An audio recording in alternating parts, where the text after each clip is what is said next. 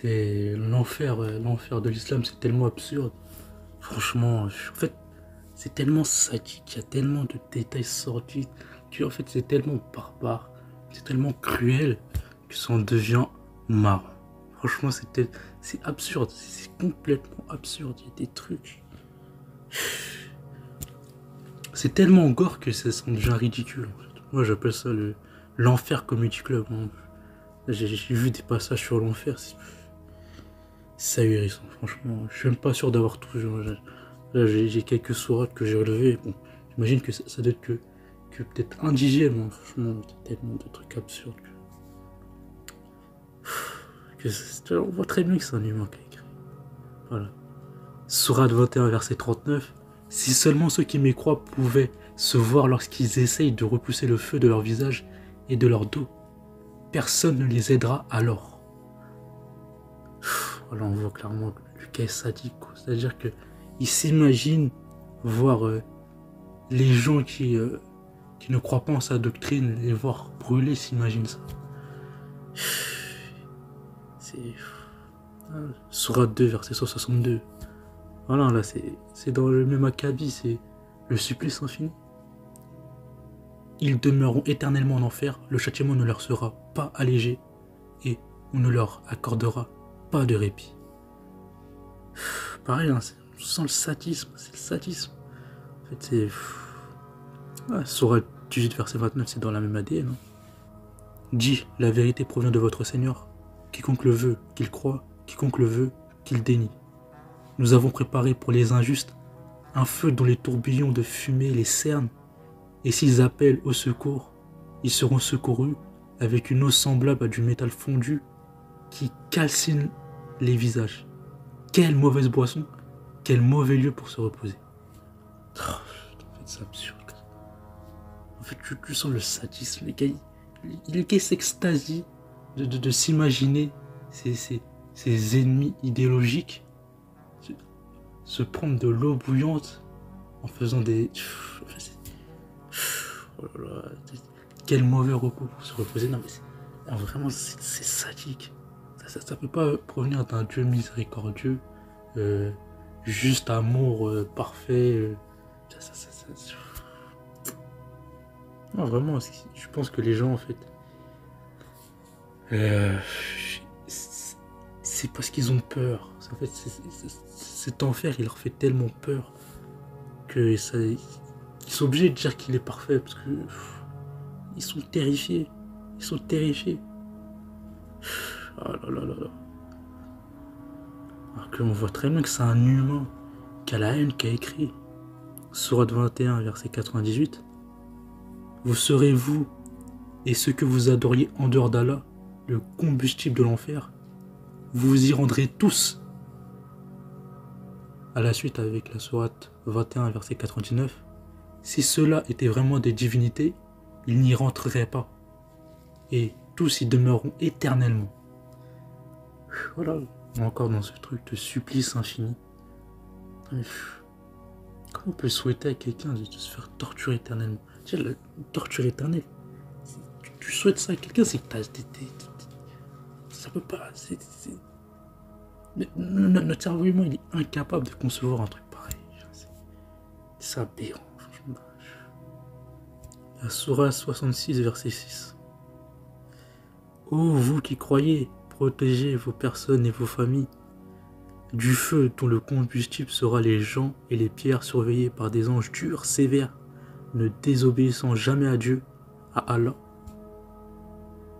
en ce qu'il leur commande et faisant ce qu'il leur est ordonné. D'ailleurs, par rapport à ça, ils sont 19 et apparemment, un seul d'entre eux peut vaincre l'humanité tout entière. D'ailleurs, le principal gardien de l'enfer, il s'appelle Malik. Et le plus petit châtiment en enfer, ce sera de marcher sur des braises tellement chaudes qu'elles feront bouillir le cerveau. Non mais franchement, en fait, c'est tellement gore, c'est tellement violent, c'est tellement sadique que ça devient ridicule. Franchement, en fait, c'est tellement aberrant que ça devient marrant en fait. C'est même pas... C'est pas sérieux, franchement. Franchement, je sais pas comment... Après, je sais, je pense parce que comme les musulmans, du coup, que la plupart des musulmans, on leur dit ça, dès qu'ils sont tout petits, on leur parle de l'enfer, du coup, ça les traumatise. Mais franchement, en regardant les textes 2 secondes, en prenant du recul, je vois bien que c'est aberrant, en fait. C'est tellement gore que je vois pas l'intérêt, en fait. C'est-à-dire que les êtres humains, ils restent 100 ans sur Terre. 100 ans, 110 et quelques pour ceux qui sont les plus en vue, ceux qui vivent le plus longtemps. Mais comment, sur une vie de 110 ans, ta peine, c'est l'éternité? Ça n'a aucun sens. C'est comme si, moi, je volais une pomme ou je vais faire un vol à l'étalage, je vais prendre perpétuité. C'est complètement absurde. En fait, quand on réfléchit 2 secondes avec logique, mais cet enfer, je sens même l'enfer chrétien, c'est pareil, hein, c'est aussi un enfer éternel. Bon, l'enfer chrétien, au moins, c'est la subtilité de pas mettre trop de détails, donc on va pas se dire, il y a un loup, c'est trop gore pour que ce soit réel. Mais pour le cas de l'enfer islamique, c'est le cas, en fait, c'est tellement absurde, c'est tellement aberrant. Je dis non, c'est pas possible. En plus, par rapport à la prétention d'Allah, tous les adjectifs amélioratifs qu'il lui est donné, et qui pond un enfer comme ça. Il y a où la justice? Même sur cette notion de temps sur terre et de condamnation en enfer. Déjà rien que là, tu vois très bien qu'il y a une disproportion. C'est juste de la logique. Oh là là. En fait, c'est le problème, c'est l'endoctrinement. C'est l'endoctrinement. Les gens, ils ont le cerveau complètement captif. C'est la peur captif. Emprisonne leur cerveau. Ils sont complètement bloqués. Ça bloque leur esprit critique parce que la plupart des croyants hors du domaine religieux, ils ont de l'esprit critique. Mais dès qu'ils rentrent dans le domaine religieux, l'esprit critique disparaît. Il disparaît quasiment ex nihilo. C'est un truc de ouf, alors que si tu prends du recul 2 secondes, avec un regard froid, tu vois bien que ce truc est absurde. J'ai pas encore fini, là, j'ai rien lu. Soit 14, verset 16. L'enfer est sa destination, et il sera abreuvé d'une eau purulente. 14, verset 17.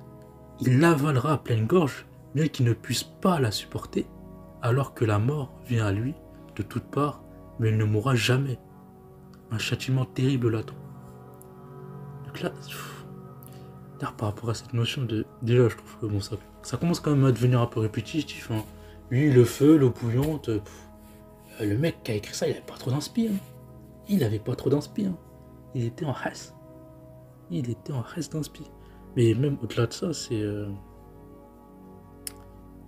la notion d'éternité. C'est-à-dire qu'il y a une notion perfide. C'est-à-dire il donne l'éternité à ceux condamnés juste pour qu'ils souffrent éternellement. C'est-à-dire, en fait, c'est un degré de sadisme qui devrait alerter les gens qu'il y a un loup. Ça peut pas. En fait, surtout par rapport au qualificatif. Je répète, par rapport au qualificatif d'Allah, le miséricordieux, d'amour. Bon, même si dans le Coran, faut en parler du Coran, parce que le Coran, déjà le Coran, c'est au moins la Bible. Et l'Ancien Testament, le Nouveau Testament, et comme la Bible, l'Ancien Testament, c'est un livre juif, je peux au moins reconnaître à la Bible ce qui s'est ordonné. C'est-à-dire que tu suis un narratif. Il y a un continuel, il y a un récit qui se poursuit. C'est linéaire. Alors que dans l'islam, bon, déjà, c'est nous, toujours par lui à la première personne du pluriel. Déjà, voilà, ça s'en dit long sur le degré de narcissisme du cas. Mais en plus, déjà, t'as toujours l'enfer. C'est-à-dire que les gens, ils prient, c'est pas parce qu'ils aiment Dieu, c'est parce qu'ils ont peur, ils sont terrifiés. Ils prient avec un gun sur la tempe. Enfin, le gun qu'ils ont sur la tempe, c'est l'enfer. Ils prient simplement parce que les châtiments de la tombe, l'enfer. C'est leur seule motivation. C'est leur seule motivation. C'est-à-dire qu'ils ne prient pas parce qu'ils aiment Dieu ou quoi que ce soit, non. C'est parce qu'ils ont peur, ils ont la crainte. Ils sont terrifiés. je dis ça parce que moi, quand on essaie de me convertir, c'est pareil, on essaie de me convertir par la peur. Mais moi, ça m'a laissé hermétique, que je m'en battais les couilles. Moi, j'écoutais que quand il parlait de théorie du complot. Mais c'est toujours ce prisme de la peur. Et en plus, surtout dans l'islam. Déjà, l'histoire est bordélique. Un coup, on parle de Jésus, après on revient au péché originel, après on va... C'est complètement dispersé. En plus, surtout vraiment dans l'islam, le mot amour n'existe pas. Il n'existe pas, c'est sec. Le seul mot, il va dire, il parle d'amour, c'est lui, tu dois aimer pour moi, tu dois les détester. C'est quoi? C'est la notion de t'aimer ou de détester pour Allah. Oui, seuls ceux qui, les vrais croyants, ne peuvent pas aimer des mécréants, même s'ils demeurent de leur famille. C'est que des trucs comme ça. C'est que dans ce contexte-là. Mais l'amour dans le Coran, mais ça n'existe pas. Même, je trouve, même en termes de spiritualité, le Coran, l'islam, c'est sec. La vérité, c'est sec. Moi, je trouve qu'il y a une sécheresse spirituelle. Il y a beaucoup plus de spiritualité dans le bouddhisme, dans le shintoïsme, dans l'hindouisme. C'est beaucoup plus, je sais pas. L'islam, l'islam, j'ai l'impression, c'est pas une impression. C'est un tyran, et qui en plus même dans l'islam. Musulman qui veut dire soumis à Dieu, et Dieu qui parle de ses créatures belles, parce qu'il parle pas de... Au moins dans le chrétien, c'est au moins cette notion de enfant de Dieu, il y a au moins un lien filial. Dans l'islam, t'es un esclave d'Allah. C'est même pas, c'est un rapport de soumission. Il n'y a pas d'amour, c'est que de la soumission. Ah là là, c'est terrible.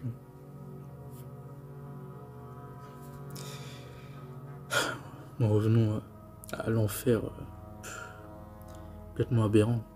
Sourate 17, verset 97.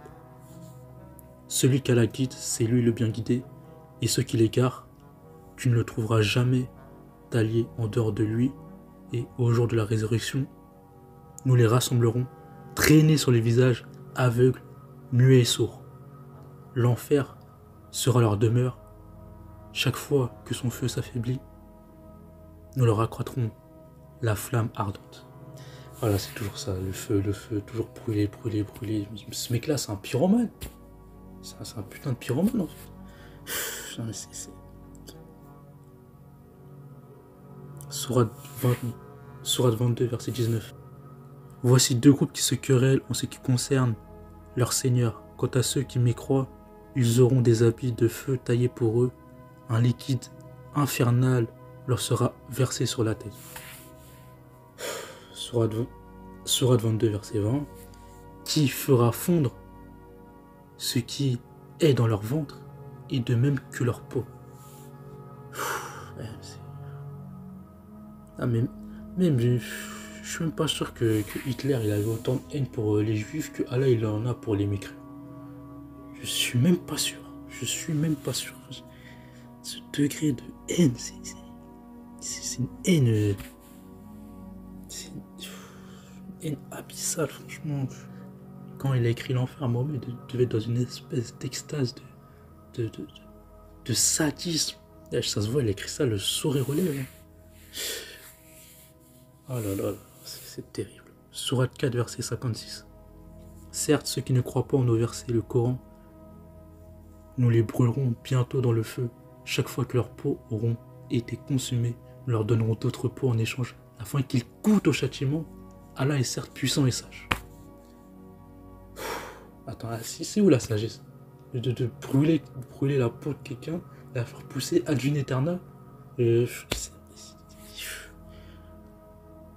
Franchement, Allah, mais franchement, c'est le driller originel, ce mec-là.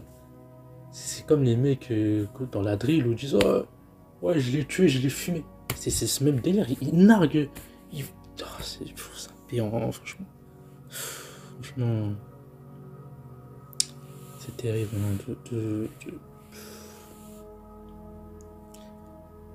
Sourate 73, verset 12. Nous avons pour eux lourde chaîne et enfer. Sourate 73, verset 13. Une nourriture à faire suffoquer et un châtiment douloureux.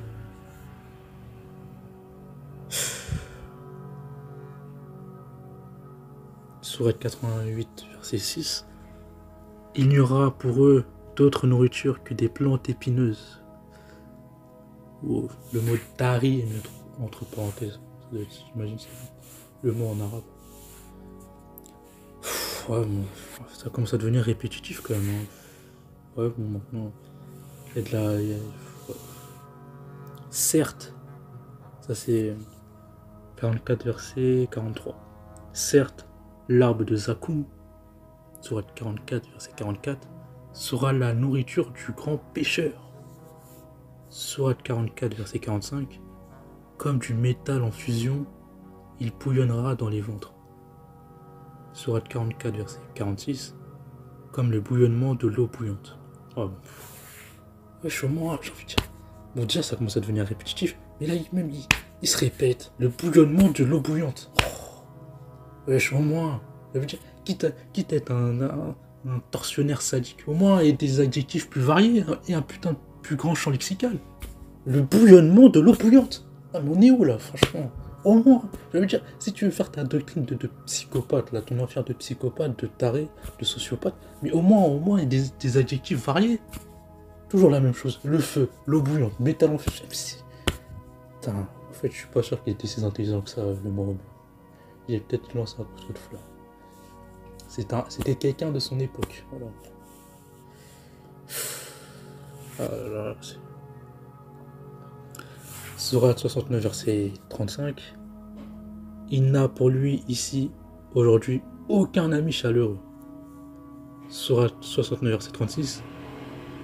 Ni d'autre nourriture que du pu. 69, verset 37. Nourriture pour les pêcheurs. Bon, franchement, je peux même préférer son... Je peux presque... En fait, je commence déjà à cerner le personnage de Tallah. Je pense que le mec devait avoir très faim, en fait. S'il était dans le désert, c'était la Hesse. Il avait souvent faim. Et il voyait ceux d'autres contrées qui avaient une meilleure vie. Et du coup, il les jalousait. C'est pour ça que quand il parle de nourriture abominable, évidemment. Et bah oui, c'est ça, hein, c'est vraiment ça. En fait, on ressent la jalousie. Sourate 7, verset 41. L'enfer leur servira de lit, et comme couverture, ils auront des voiles de ténèbres. Ainsi, rétribuons-nous les injustes. Oh là là. Ah là, tu sens... Non, c'est toujours du sadisme, mais... L'enfer leur servira de lit. On est où là? On a Ikea, voilà. Comme ça, l'enfer sert de lit. Non, de couverture, des voiles de ténèbres. Oh là là là là là là, putain. C'est terrible, c'est terrible. Je sais pas ce qu'ils lui ont fait les non-musulmans, mais ils sont traumatisés. Hein. Pour leur avoir dédié un enfer aussi atroce, franchement. Je comprends pas, moi, ils ont juste dit on croit pas en tes sournettes. Attends, les gens ont le droit quand même de pas croire à sa religion. Il y a je sais pas combien de religions dans le monde. Normal que tu vas pas croire au premier venu. Sourate 25, verset 13. Et quand on les y aura jetés dans un endroit réduit, les mains liées derrière le cou, ils souhaiteront alors leur destruction complète. 25, verset 14. N'appelez pas aujourd'hui une destruction unique, mais appelez beaucoup de destruction. Ce mec... je pense qu'il a besoin d'un psy, hein. Sérieusement. Autant avoir la haine pour des gens différents, t'as un problème, frère. Sourate 43, verset 77. Et ils crieront: Oh Malik, que ton Seigneur nous achève. Il dira: en vérité, vous êtes pour y demeurer éternellement. Ouais. C'est assez marrant parce que pour avoir un espèce d'ordre narratif, j'étais obligé de prendre des sourates dans le désordre. Parce que des fois je partais des sourates 66, 69, je reviens à la 20. En fait, ce livre est complètement bordélique. il est complètement bordélique. Il est complètement bordélique. Mais les gens qui me disent que le Coran, c'est un livre incroyable. Moi, j'ai écouté le Coran. Il a rien de magique. Hein. C'est des coups de pression. Sans cesse des coups de pression. C'est un truc de ouf. C'est que des coups de pression. En faire. Oui, En plus ça, c'est ça qui m'a frappé, c'est que moi, en ayant écouté la Bible, en écoutant la Bible, et en ayant écouté le Coran, en fait, le Coran, c'est une version de la Bible en version fanatique. C'est terrible. La même histoire de Abraham et Isaac dans la version du Coran, on dirait le fils, on dirait un fanatique. Et là, il dit oui, père, exécute-moi. Alors que dans la version de la Bible, au moins Isaac il a peur, il comprend pas ce qui se passe. Là, dans la version de l'islam, le fils que Abraham il doit sacrifier, enfin Ibrahim, hein, qui doit sacrifier, c'est un fanatique. Il dit oui, c'est pour Allah, il faut le faire. En fait, c'est ça. C'est une version du récit biblique en version plus fanatique et désordonnée. Désordonnée, vraiment, c'est ça. Vraiment, si je peux. C'est un mot qui qualifie le schéma narratif du Coran, c'est le désordre. Le désordre. Et d'ailleurs, apparemment, les gens de l'enfer pleureront jusqu'à ce qu'il n'ait plus de larmes. Puis ils pleureront des larmes de sang jusqu'à ce qu'ils forment sur leur visage des canaux dans lesquels des bateaux pourraient flotter. Ah mais vas-y, mais un paquebot, tant qu'il vas-y, un paquebot. Pourquoi pas le Charles de Gaulle, tiens, hein? Pourquoi pas le Charles de Gaulle, hein? Le portage, pourquoi pas, mais pourquoi? Non mais allons-y plus loin. Non mais c'est n'importe quoi. En fait, là, tu vois très bien que c'est un mec, le Mahomet, il faisait de la drill. Il fait de la drill.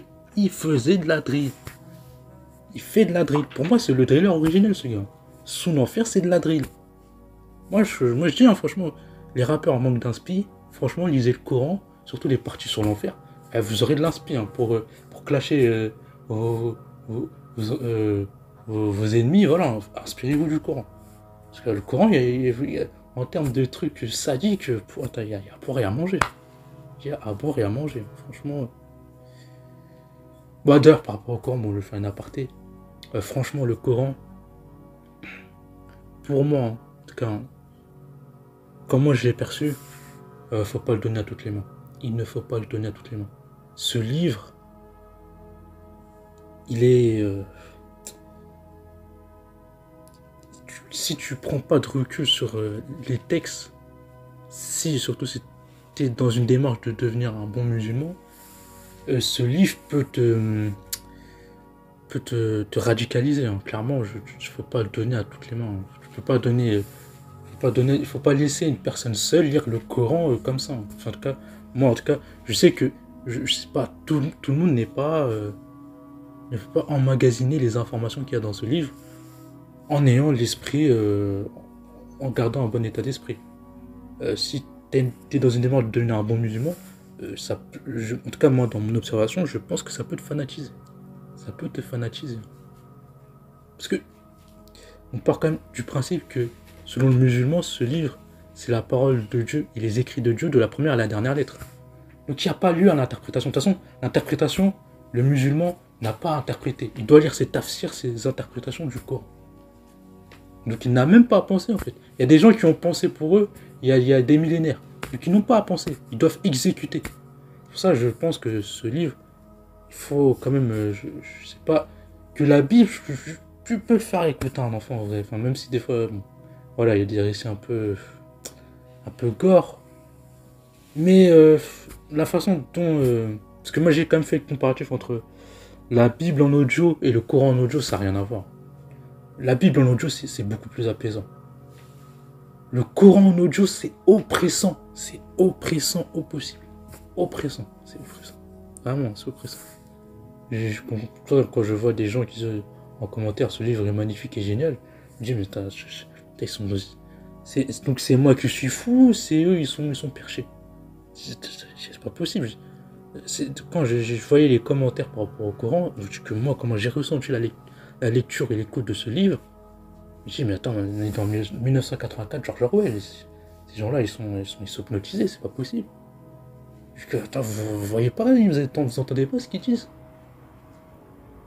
Et les sous. Ah, d'ailleurs, il y a les trucs où il dit lui, au voleur, coupez-lui la main. Il le dit, hein.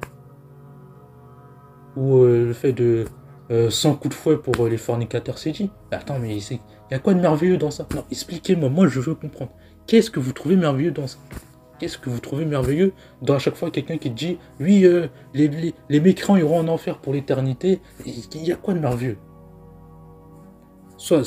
Moi je pense, ma seule thèse c'est qu'ils sont endoctrinés, c'est-à-dire qu'ils sont endoctrinés, c'est ma seule thèse, hein. Sinon je ne vois pas. Bah d'ailleurs pour devenir Allah le driller, hein, parce que ce gars-là, je pense qu'à notre époque, il aurait fait un bon driller quand même.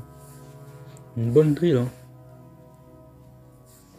Ça a fait une bonne drill, hein, parce que apparemment de très nombreuses personnes entreront en enfer, et telles décrites dans un hadith, leurs molaires auront la taille de petites montagnes. Je sais pas si attends, on parle de une montagne, il faut se faire le panorama de ce qu'est une montagne. Ça veut dire qu'en fait, dans cet enfer-là, donc les mécréants, ils ont été agrandis exprès pour que la peau soit plus épaisse et pour qu'ils souffrent plus. Vraiment, ça en dit long, hein, sur le personnage qui a pondu cet enfer. Il a vraiment une haine indicible envers les non-musulmans. La distance entre les épaules de ses habitants a été décrite comme l'équivalent de 3 jours de marche. Non mais c'est absurde, c'est aberrant. L'enfer accueillera tous les mécréants et les pécheurs ayant existé depuis le début de l'humanité jusqu'à la fin, et il lui restera malgré tout de l'espace à combler. Oui, puisque apparemment l'enfer il parle. Oui, c'est vrai. L'enfer parle, c'est vrai, faut quand même le signifier. Bah attends, c'est pas fini. Bah, oui, l'enfer parle. L'enfer, il a des sentiments, voilà. Il a des... Non mais c'est littéral, non mais vraiment c'est l'enfer comme... Voilà l'enfer Comedy Club, on y est. L'enfer il parle, frère. Non mais c'est même pas crédible. C'est même pas crédible. Et la vérité, c'est pas crédible. C'est même pas crédible. Franchement, bon après, je vais pas faire de simulation. Mais je pense, j'aurais été né musulman, j'aurais entendu ces histoires sur l'enfer. Je me dis, mais c'est quoi ces conneries? Vas-y, c'est bon, arrêtez avec vos sornettes. Alors moi, je crois pas en vos fantaisies, là. Ah bah d'ailleurs, oui. Parce que pour parler de fantaisie, bah oui. Faut savoir que Mahomet, hein, Allah Mahomet, il a voyagé sur la lune et a fendu la lune au dos de El Boulak, un âne. Eh, franchement, croire au Père Noël, c'est plus crédible. J'ai juré, croire au Père Noël, c'est plus crédible que l'enfer de l'islam et tous les trucs sur Mohamed. Croire au Père Noël, c'est plus crédible. Je suis désolé. C'est plus crédible. C'est plus crédible, je suis désolé. Nous, on est là, on blague un peu sur les enfants qui croient au Père Noël. Mais tête d'homme, ils sont plus cohérents que ce type de doctrine. Je suis désolé. Hein. Sourate 50, verset 30. C'est le jour où nous dirons à l'enfer: en as-tu assez? Et l'enfer ouvre sa bouche et il dira: donnez-moi plus. Parce qu'en plus, il veut du rap. Genre, nous, quand à la cantine, tu veux les rap de frites. Lui, il veut rap de mécréants pour les brûler. Oh là là, c'était. Non, cet enfer est une blague. Je suis désolé, hein, c'est une blague. C'est une blague. C'est tellement pas crédible, c'est aberrant. Comment on peut croire des trucs pareils? Ouais, bon, comme j'ai dit, c'est l'endoctrinement, malheureusement. Je pense, hein. Moi c'est ma thèse personnelle. Bon, quoi qu'il y a des convertis, bon. Il y a des convertis, bon. Les convertis, je comprends pas. Mais en tout cas, pour les musulmans, je pense que si on leur récité l'enfer à l'âge adulte, je suis pas sûr qu'il y aurait eu autant de croyants. Parce que quand t'es enfant, en fait, ta personnalité, ta structure, ta façon de penser, comment tu te forges en tant qu'être humain, ça se fait pendant l'enfance. C'est l'enfance qui structure la personne que tu deviendras. Et si dès petit on te martèle avec ça, puis t'es traumatisé, le traumatisme il reste. Parce que quand t'es enfant, tu crois à tout. L'enfant il croit à tout, c'est une éponge. L'enfant, il est innocent, c'est une épouse, je crois à tout. Et si t'es petit, on te martèle avec ça. T'imagines, à 6 ans, on te dit, oui, l'enfer, si tu fais ça, tu iras en enfer, tu vas brûler. Et pour un enfant, c'est traumatisant. C'est traumatisant. Et après, l'enfant, il grandit et il a toujours ce traumatisme qui reste. Même si, quand il grandit, il fait ces trucs qui sont hors de la religion, mais il sera toujours ancré dans la religion, vu qu'il y a cette peur qui le paralyse, vraiment qui le paralyse. Ah, vraiment, je pense qu'il faudrait faire bon, après, bon, je pense que les autorités, et tout ça et tout, l'État, ils ont pas les couilles de faire ce type d'investigation, c'est-à-dire de faire des enquêtes psychologiques sur les effets d'un endoctrinement très jeune sur le cerveau enfant. Mais bon, vu que les religions ont des grands poids, et voilà, ils peuvent pas se permettre de faire ça avec des religions, une religion entre autres qui a 2 milliards d'adeptes, ça va être mal perçu si on dit que oui, ce que vous faites c'est un traumatisme pour les enfants. Et les autorités religieuses ont trop de pouvoir et trop de puissance, ils peuvent pas se permettre de faire ce type d'investigation, ce type d'enquête. Et pourtant ce serait très intéressant.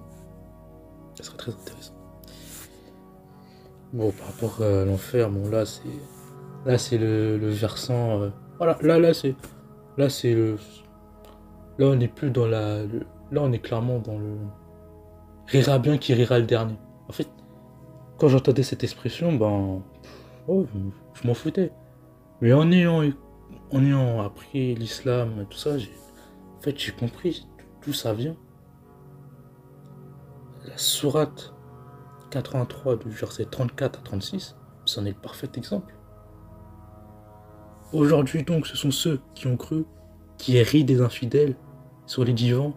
Ils regardent. Est-ce que les infidèles ont eu la récompense de ce qu'ils faisaient? Bon là, on peut trouver une pirouette, oui, mais peut-être que... Bah on va lire le tafsir. Le tafsir, on va voir ce que le tafsir de la sourate 83 versets 34 à 36 dit. Le jour de la résurrection, ce sont les croyants qui riront des mécréants, tout comme ces derniers se moquaient des croyants dans le bas monde. Installés sur les divans, ils regarderont les délices éternelles qu'Allah leur a réservées. Les délices éternelles, en l'occurrence, c'est de voir des gens en bas se faire torturer pour l'éternité. Ils appellent ça des délices. Non mais c'est pour montrer là le sadisme est assumé. Les mécréants seront alors rétribués par un châtiment humiliant pour ce qu'ils commettaient dans ce bas monde, dans le bas monde. Non mais là, clairement, ce livre c'est vraiment c'est un dieu vengeur. Allah est un dieu vengeur.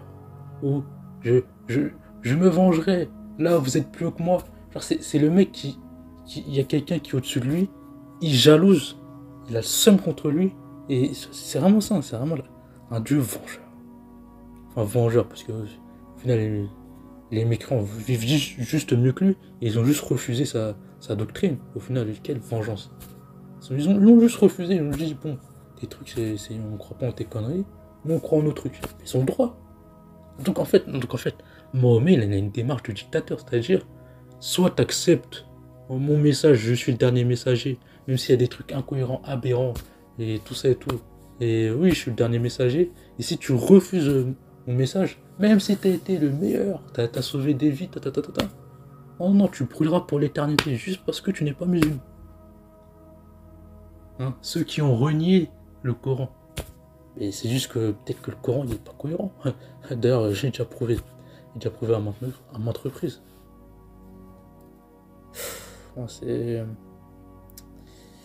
C'est navrant, c'est navrant.